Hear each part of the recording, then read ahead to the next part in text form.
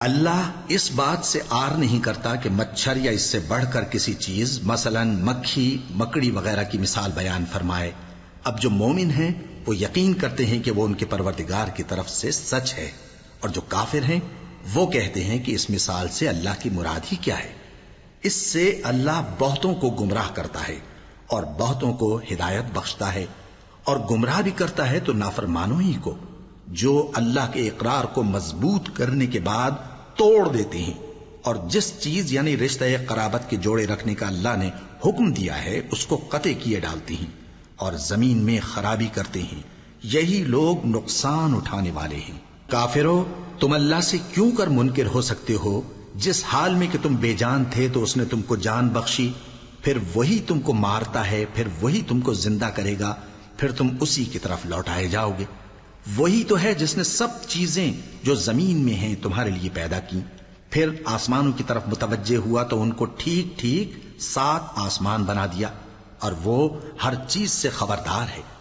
اور وہ وقت یاد کرنے کے قابل ہے جب تمہارے پروردگار نے فرشتوں سے فرمایا کہ میں زمین میں اپنا نائب بنانے والا ہوں۔ انہوں نے کہا، کیا تو اس میں ایسے شخص کو نائب بنانا چاہتا ہے جو خرابیاں کرے اور کچھ تو خون کرتا پھرے؟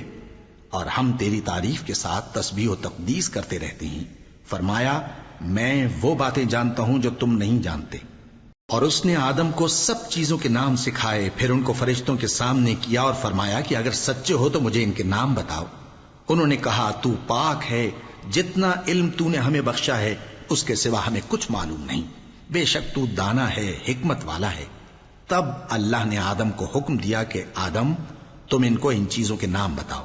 سو جب انہوں نے ان کو ان کے نام بتائے تو فرشتوں سے فرمایا، کیا میں نے تم سے نہیں کہا تھا کہ میں آسمانوں اور زمین کی سب پوشیدہ باتیں جانتا ہوں، اور جو تم ظاہر کرتے ہو اور جو پوشیدہ کرتے ہو سب مجھ کو معلوم ہے۔ اور جب ہم نے فرشتوں کو حکم دیا کہ آدم کے آگے سجدہ کرو تو وہ سب سجدے میں گر پڑے مگر شیطان نے انکار کیا اور غرور میں آ کر کافر بن گیا۔ اور ہم نے کہا کہ اے آدم، تم اور تمہاری بیوی بہشت میں رہو اور جہاں سے چاہو بے روک ٹوک کھاؤ پیو، لیکن اس درخت کے پاس نہ جانا، نہیں تو ظالموں میں ہو جاؤ گے۔ پھر شیطان نے دونوں کو اس درخت کے بارے میں پھسلا دیا اور جس عیش و نشاط میں تھے اس سے ان کو نکلوا دیا۔ تب ہم نے حکم دیا کہ بہشت بری سے چلے جاؤ، تم ایک دوسرے کے دشمن ہو، اور تمہارے لیے زمین میں ایک وقت تک ٹھکانہ اور معاش مقرر کر دیا گیا ہے۔ پھر آدم نے اپنے پروردگار سے کچھ کلمات سیکھے اور معافی مانگی تو اس نے ان کا قصور معاف کر دیا۔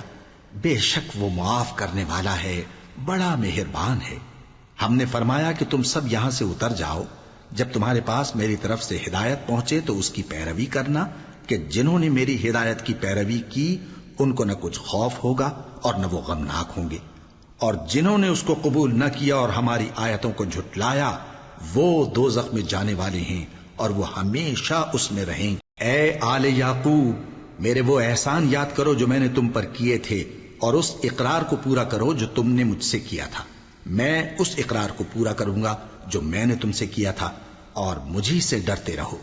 اور جو کتاب میں نے اپنے رسول محمد صلی اللہ علیہ وآلہ وسلم پر نازل کی ہے، جو تمہاری کتاب یعنی تورات کو سچا کہتی ہے، اس پر ایمان لاؤ اور اس سے منکر اول نہ بنو، اور میری آیتوں میں تحریف کر کے ان کے بدلے تھوڑی سی قیمت یعنی دنیاوی منفعت نہ حاصل کرو، اور مجھی سے خوف رکھو، اور حق کو باطل کے ساتھ نہ ملاؤ، اور سچی بات کو جان بوجھ کر نہ چھپاؤ، اور نماز پڑھا کرو اور زکوٰۃ دیا کرو، اور اللہ کے آگے جھکنے والوں کے ساتھ جھکا کرو۔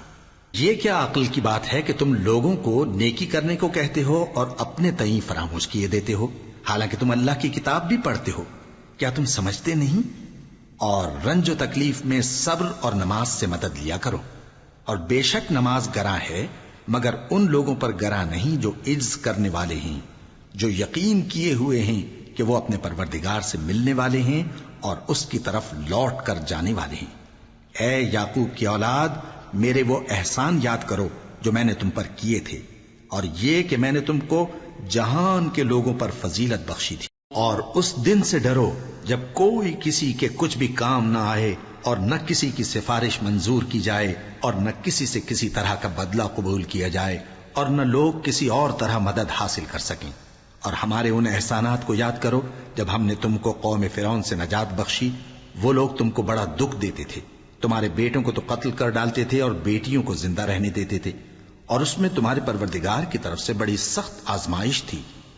اور جب ہم نے تمہارے لیے سمندر کو پھاڑ دیا پھر تم کو تو نجات دی اور فرعون کی قوم کو غرق کر دیا، اور تم دیکھ رہے تھے.